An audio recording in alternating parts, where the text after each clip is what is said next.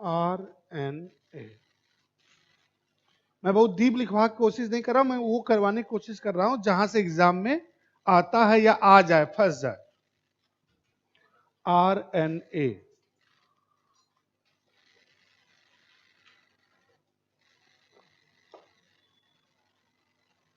लिखिए, ribo nucleic acid, ribose nucleic acid.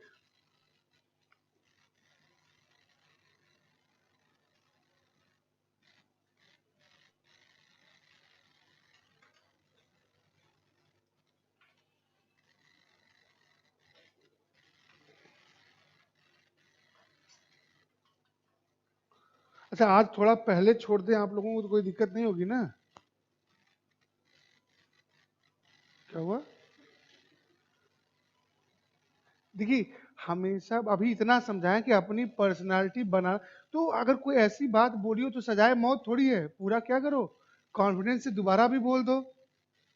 और ऐसा नहीं कि मैं पूछ रहा हूं इसका मतलब मैं समझ नहीं पाया क्या बोली, अभी छोड़ दीजिए अभी। अच्छा, कभी दिक्कत नहीं होती है, चलिए अच्छी बात है। लिखिएगा, DNA is synthesize, sorry, RNA is synthesized from DNA. RNA का निर्माण डीएनए के संश्लेषण से ही होता है या डीएनए से ही होता है। आरएनए का निर्माण डीएनए से ही होता है। That's why its structure is like DNA, जिस कारण इसका आकार भी डीएनए जैसा होता है। RNA is synthesized from DNA, that's why its structure is like DNA। RNA का निर्माण या संश्लेषण डीएनए से ही होता है, जिस कारण उसका आकार भी डीएनए जैसा होता है। फिर कॉमा लगेगा, difference is only in base, अंतर सिर्फ आधार में होता है। Difference is only in base, अंतर सिर्फ आधार में होता है। अंतर सिर्फ आधार में होता है। अंतर आधार में क्या होता है? पहला तो वो डबल हेलिक्स है, द्विकुंडलित है, ये सिंगल हेलिक्स होता है, एक कुंडलित होता है। और एक बेस में एक क्या होता है? नाइट्रोजनस बेस बदल जाता है। तो जहां वो लिखे थे डबल हेलिक्स था, यहां एक सिंगल बना लीजिए, यानी ये क्या है? सिंगल हेलिक्स है। लिखने की जैसे आप लिखे थे ना वहां डीएनए में की द्विकुंडलित संरचना है, तो द्विकुंडली नहीं है, यहां एक ही कुंडली है। ठीक है। और बेस में बेस है, ठीक, चार तरह के बेस यहां भी हैं। ठीक है। लास्ट वाला बदल के क्या हो जाता है? यूरेसिल। यानी जहां थायमिन लिखे होंगे, सॉरी यहां ध्यान रखिएगा, थायमिन की जगह आप बदलिएगा यूरेसिल। लास्ट वाला मतलब थायमिन हमको ऐसे लिखना चाहिए था ना, गुआनिन, साइटोनिन, एडेनिन और थायमिन। तो आप ऐसे लिखिएगा। चलिए अगली बार सबसे पहले चार में लिखिएगा गुआनिन, फिर साइटोसिन, यानी गुआनिन साइटोसिन से जुड़ा, फिर एडेनिन थायमिन से जुड़ता है। अरे गुआनिन ऐसे जुड़ता है, देखो यहां से सेक्शन लिए तो आपने ऐसे लिख दिया, फिर इसके बाद भी तो एटी होगा, तो आप यहां से समझ लो, ऐसे ना समझ के यहां ऐसे समझ लो, सीक्वेंस तो उसी तरह चलता रहेगा ना। ठीक, तो यहां जो थायमिन है, थायमिन की जगह इसमें क्या हो गया? यूरेसिल। ध्यान रखिएगा, थायमिन की जगह यूरेसिल करना है।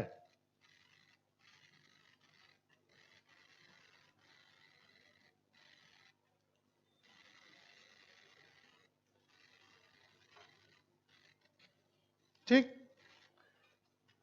इतनी बात समझ में आई ना? कुछ उसमें कठिन है नहीं, बस वो क्या है, अरे महानाथ, ये हो गया ना। चलिए, इसके बेस में भी एक शुगर होती है, शर्करा होती है, उस शर्करा का नाम होता है राइबोज, शर्करा का नाम होता है राइबोज। और ये भी देखा जाए तो किस टाइप की शर्करा होती है, ये भी होती है पेंटोज टाइप की शर्करा होती है, क्योंकि इसका भी स्ट्रक्चर क्या होता है, इस तरह का पेंटागन टाइप का होता है, पंचभुजी होती है, इसलिए इसको क्या कहते हैं, पेंटोज टाइप की शुगर।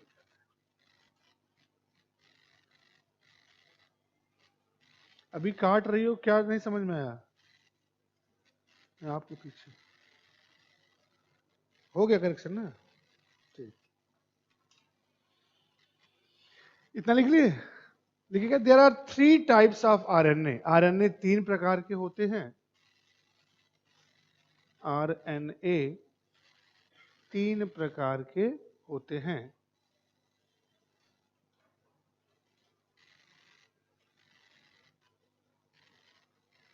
पहला लिखिएगा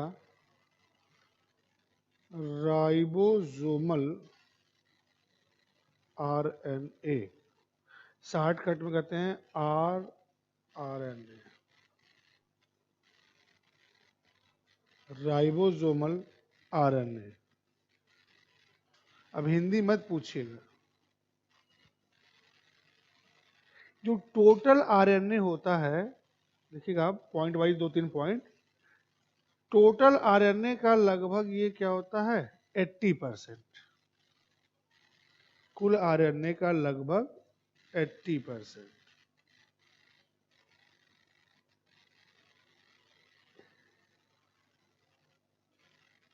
एक पॉइंट और लिखिएगा, काम क्या करता है, helps in protein synthesis, protein संश्लेषण में सहायक।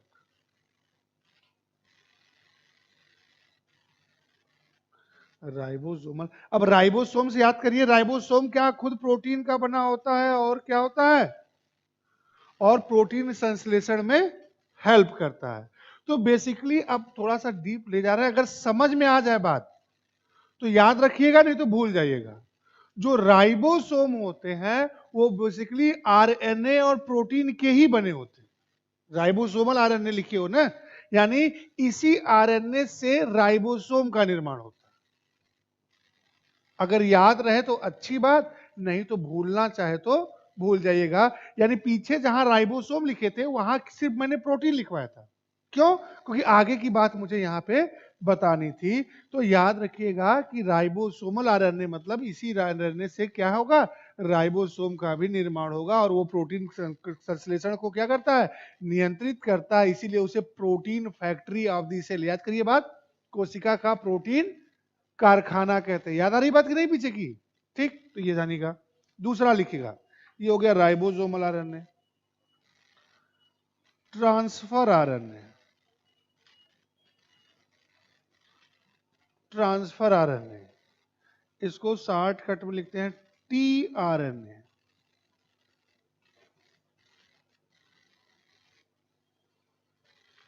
Approx 10 to 15% of total RNA, कुल आरएनए का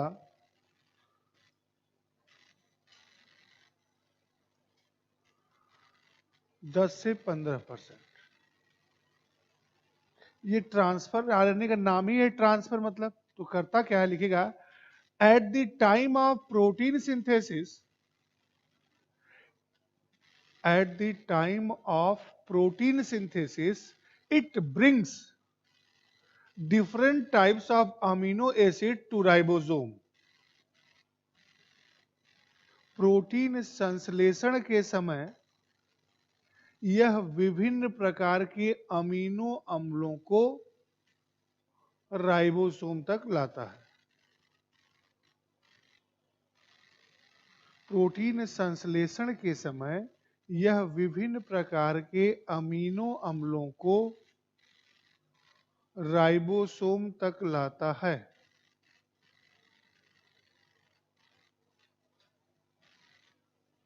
ठीक, तीसरा लिखेगा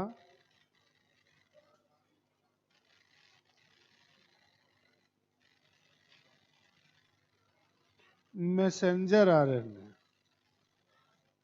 mRNA.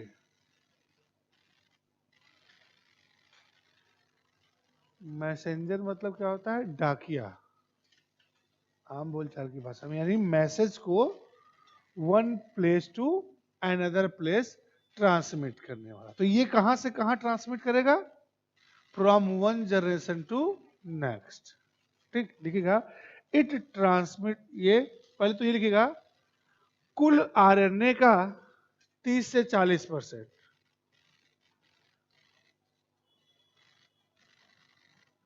30 to 40% of total RNA. अब थोड़ा सा गणित लगाओ, आपने लिखा है 3 तरह का होता है, ठीक है, 80% पहले वाला ही हो गया, 10 से 15 दूसरा वाला हो गया, तो तीसरा 30 से 35 होगा? नहीं होगा ना, तो 5 से 10% लिखिए, 5 to 10%। इट लिखिएगा, नेक्स्ट क्या लिखेंगे? It transmit the properties from one generation to next, यानी जो ट्रेड्स होते हैं कि बच्चे में 2 हाथ होगा, 2 आंख होगी, 2 कान होगा, वो ट्रेड जाएगा ना प्रोटीन सिंथेसिस के थ्रू, जीन के थ्रू ही तो जाएगा सब, एक पीढ़ी से दूसरी पीढ़ी में, तो ये सब भेजता रहता है। यह आनुवंशिक गुणों को या कैरेक्टर्स को एक पीढ़ी से दूसरी पीढ़ी में भेजता है।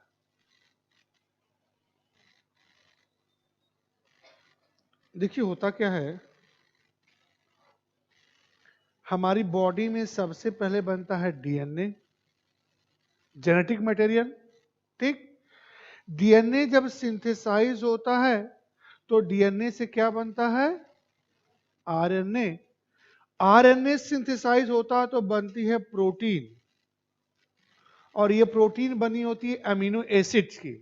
यही अमीनो एसिड, यही प्रोटीन जो है जीन में सेव होती है कि किस सीक्वेंस में कौन सा अमीनो एसिड जुड़ा है, क्योंकि जानते हो कुल 20 प्रकार के अमीनो एसिड होते ही हैं, और वही अलग अलग सीक्वेंस में जुड़ के अलग अलग प्रोटीन बनाते हैं, और हमारे बॉडी में हर कैरेक्टर के लिए कोई ना कोई प्रोटीन जिम्मेदार होती है।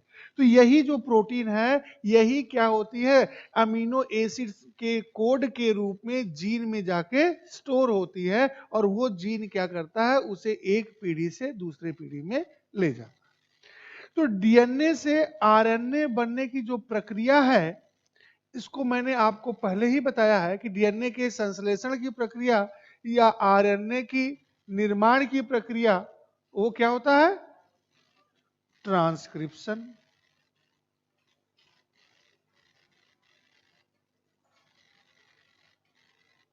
और आरएनए से प्रोटीन बनने की प्रक्रिया, ये होती है translation.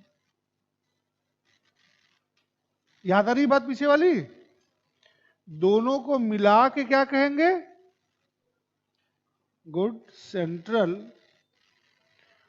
Dogma of life of biology, जो भी कह सकते हैं। याद आ रही बात ना? Central dogma of life. अब देखो एक बात जो मैंने पीछे बता के कोरोना वाला शुरू की थी, आधे पे छोड़ दिया था, कि कोरोना वायरस जो होता है उसका जेनेटिक मटेरियल क्या है? आरएनए। तो आरएनए जेनेटिक मटेरियल को डायग्नोस या फाइंड आउट करने के लिए हमारे पास कोई टेस्ट नहीं है। नॉर्मली क्या है? कोई टेस्ट नहीं है। हम आप जैसे कोरोना के लिए करवाते हो कि सही सही पता करना है, तो क्या करवाना है? आरटी-पीसीआर। तो आरटी-पीसीआर में, पीसीआर मतलब होता है पॉलीमरेज चेन रिएक्शन करवाना है। किसके लिए? आरटी का मतलब हुआ यही रिवर्स ट्रांसक्रिप्शन। अब देखो, ट्रांसक्रिप्शन से डीएनए से आरएनए बना था, तो रिवर्स ट्रांसक्रिप्शन यानी आपके ब्लड से सैंपल लिया जाएगा, ब्लड लिया जाएगा, और उसको लैब में उसका क्या करवाया जाएगा? आरटी। आरटी मतलब हुआ रिवर्स ट्रांसक्रिप्शन, यानी इस आरएनए को फिर बदला जाएगा डीएनए में, और फिर उसकी प्रॉपर्टी चेक की जाएगी, उसे डायग्नोज किया जाएगा, उसे आइडेंटिफाई किया जाएगा, और जो जो पता लगाना पता लगा के आपको रिपोर्ट दी जाएगी। तो आरटीपीसीआर टेस्ट का मतलब यही होता है कि पॉलीमरेज चेन रिएक्शन द्वारा रिवर्स क्या करवाना है, ट्रांसक्रिप्शन करवाना है। और रिवर्स ट्रांसक्रिप्शन का मतलब ही होता है कि जिसका जेनेटिक मटेरियल आरएनए है, पहले उस आरएनए को किस में बदल लें, डीएनए में। फिर डीएनए को डायग्नोज करने की विधि, उसको पता लगाने की विधि हमारे पास है। तो हम क्या करेंगे, हम हमारे पास मतलब ऑल ह्यूमन बींग्स, ऐसा मत सोचिए कि हमारे पास मतलब केवल इंडिया के कॉन्टेक्स्ट में बात कर रहा हूं। हमारे पास मतलब पूरे देश, पूरे ह्यूमन बीइंग के बात, अक्रॉस द वर्ल्ड में बात कर रहा हूं। ठीक है, यानी एड्स का कोई इलाज नहीं है तो केवल इंडिया में नहीं है, कहीं पे कोई इलाज नहीं है। कोरोना का कोई इलाज नहीं है तो यहीं पे नहीं, कहीं पे जिस जिस बीमारी या जिस जिस वायरस का जेनेटिक मटेरियल आरएनए होगा, उस वायरस से होने वाली बीमारी का आज तक कोई इलाज नहीं ढूंढा जा सका है। जानकारी ही बचाव है। इसीलिए बार बार आपको कह रहे थे मास्क लगा के रहिए, मास्क लगा के रहिए। तो जिन जिन बीमारियों का जेनेटिक मटेरियल होता है आरएनए, उनका आज तक एक क्रॉस दी वर्ल्ड दुनिया में कोई इलाज नहीं है। जानकारी सावधानी ही बचाव है। ठीक है, अब लगाए। ठीक, तो ये ध्यान रखिएगा कि आपको ये सावधानी ही बचाव है और कोई इलाज नहीं है। फिर आगे आगे तो बीमारी, अभी तो अगला चैप्टर है ही, उसमें हम लोग करेंगे। तो ये हो गया आपका। ठीक, अब एक चीज और समझना है हमें, क्या ट्विंस वगैरह, जुड़वा कैसे होता है, समझना है ना ट्विंस। चलिए हेडिंग डालिए ट्विंस।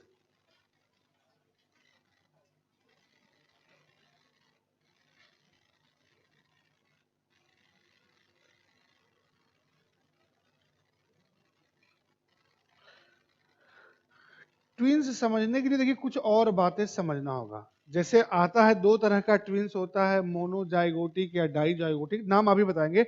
उसके पहले कि एम्ब्रियो, भ्रूण बनने का प्रोसेस आपको समझना होगा, कैसे बनता है। ये जो पुराने चावल हैं इस थाली के, उनको मैंने स्टेम सेल में बताया था। ठीक है, जो नए चावल हैं उनको भी बता रहा हूं, समझिएगा। जैसे ध्यान रखिएगा, पहले कुछ बेसिक बताएं तभी ट्विन समझ में आएगा, जुड़वा समझ में आएगा। जैसे सपोज दैट ये फीमेल का ओवम है, ठीक है, और इस ओवम को जाके फर्टिलाइज किया कौन, स्पर्म। तो अब ये जो ओवम है ये फर्टिलाइज्ड ओवम हो गया। तो फर्टिलाइज्ड ओवम नहीं बोलते, जब वो फर्टिलाइज्ड हो गया तो उसे बोलते हैं जाइगोट। जाइगोट मतलब अब क्या है, सिंगल सेल है बट वो फर्टिलाइज्ड सेल है, निषेचित अणु कोशिका है, अभी है क्या, एक ही है। अब इसके अंदर क्या शुरू होगा, सेल डिवीजन शुरू होगा, कोशिका विभाजन शुरू होगा। और आपको मैंने बताया था कि आप पढ़ लीजिएगा कि कौन सी कोशिकाओं में किस प्रकार का कोशिका विभाजन होता है। उसमें आपने लिखा होगा, पढ़ा होगा, समझा होगा कि दैहिक कोशिका, वहां भी आया होगा आपको, दैहिक कोशिका में किस प्रकार का विभाजन होता है और लैंगिक कोशिका में किस प्रकार का विभाजन होता है। तो ये स्पर्म और ओवम जो होते हैं वो क्या होते हैं, लैंगिक कोशिका होते हैं, रिप्रोडक्टिव सेल होते हैं। अभी थोड़ी देर पहले भी मैंने बताया था। तो अब सेल डिवीजन शुरू होगा, तो किस प्रकार का शुरू होगा ये आप लिखे हैं, और अच्छे से पढ़े हैं, और पढ़े हो ना, मैं आप भले से ना पढ़े हो, मैं अब मान के चलूंगा कि आपको आता है। नहीं आता है तो ये आप जाने और आपका काम जाने, मैं अपना काम कर रहा हूं। ठीक है, अब जाइगोट होगा। जाइगोट से जब फिर सेल डिवीजन होना शुरू होगा तो बनेगा मोरूला। क्या बनेगा, मोरूला। मोरूला का मतलब होता है अप्रॉक्स अभी कितनी सेल्स हो गई, लगभग 16 सेल हो गई। फिर अब सेल डिवीजन होना शुरू होगा, इसके बाद बनना शुरू होगा इस टाइप से, और इसको कहते हैं ब्लास्टोसिस्ट। ब्लास्टोसिस्ट मतलब होता है अप्रॉक्स 150 सेल्स या 250 सेल्स, ठीक, 150 से 200 250 के बीच में होता है। फिर अभी डेवलपमेंट शुरू होगा, ठीक। अब डेवलपमेंट शुरू होगा तो ये और डेवलप होना शुरू होगा।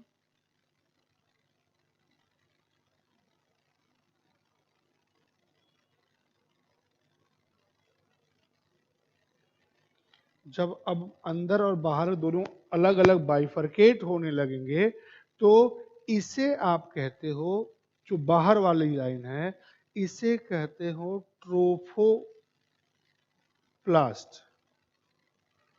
ठीक है।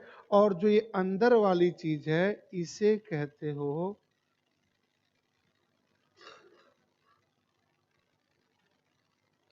एम्ब्रियोप्लास्ट, ठीक।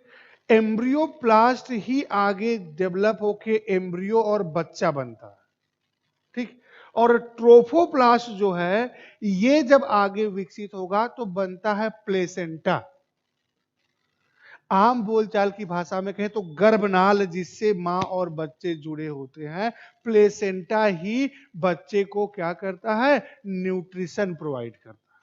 वही जब डिलीवरी के समय उसको अम्बलिकल कार्ड बोलते हैं, गर्भनाल, लेकिन जब तक वो मां के पेट में है उसे क्या बोलेंगे, ये बदलता है किसमें, प्लेसेंटा में बदलता है, और ये पूरा बदल जाता है एम्ब्रियो में, गर्भ में, ठीक। प्लेसेंटा क्या करता है, इसे न्यूट्रिशन प्रोवाइड करता रहता है। तो ये नॉर्मल प्रोसीजर है कि कैसे क्या होता है। तो ये सबसे पहले ये स्पर्म है, ये ओवम है, फर्टिलाइज किया तो क्या बना, जाइगोट बना। जाइगोट से सेल डिवीजन शुरू। अब जाइगोट है तो ध्यान रखिएगा ये फर्टिलाइज्ड सेल है, निषेचित कोशिका है, लेकिन है कितनी, सिंगल, ठीक। उसके बाद सेल डिवीजन शुरू हो गया, मोरूला बना, ब्लास्टोसिस्ट बना, और फिर ट्रोफोप्लास्ट और एम्ब्रियोप्लास्ट बना। ट्रोफोप्लास्ट जो होता है वो डेवलप होता है प्लेसेंटा में, एम्ब्रियोप्लास्ट जो डेवलप होता है एम्ब्रियो में।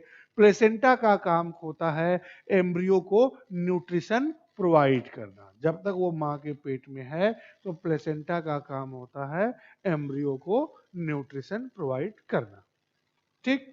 इतनी बात समझ में आई? हाँ ना, कुछ तो बोलो।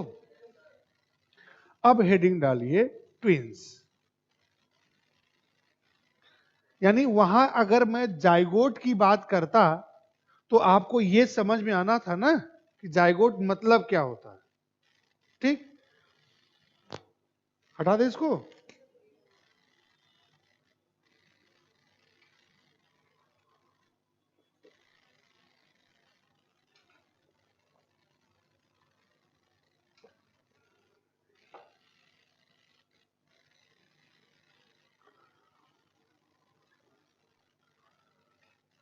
अच्छा, कल आप सभी लोग अपनी अपनी किताब बुकलेट लेके आइएगा थोड़ा।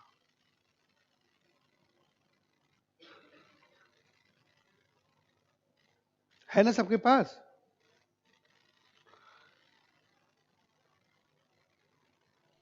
कुछ चीजें उसमें दिखानी समझना, सब लिखवाते रहेंगे तो कैसे काम चलेगा। कुछ चीजें समझाएंगे और कहेंगे अंडरलाइन करो, खींचो, टिक लगाओ, जाके घर क्या करना, लिखना। जल्दी चलाओ हाथ।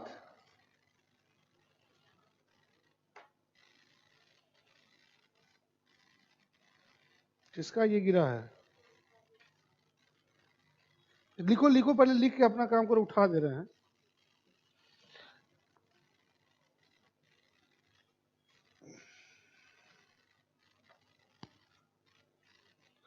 लिख लिए? 4 तो शब्द लिखना है, और वो भी लिखना नहीं था, केवल समझना था।